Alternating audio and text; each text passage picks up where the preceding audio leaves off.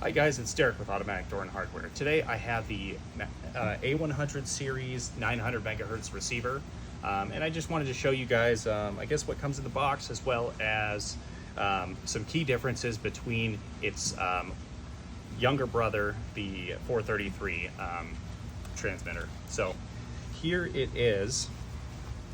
You can see it is in a clear plastic shell. You can also see that there are no terminal blocks on this unit. They are soldered directly to the board. On top here we have a receiver, and right here you got your two power wires, red and black. You have your common, and then you have your normally open and your normally closed wires. Other than that, the unit looks very close to its sibling here. So here I have the 433 megahertz version, and here I have the 900. You can see terminal block. It still has the learn with delay, the potentiometer to control that delay, as well as the learn with no delay button.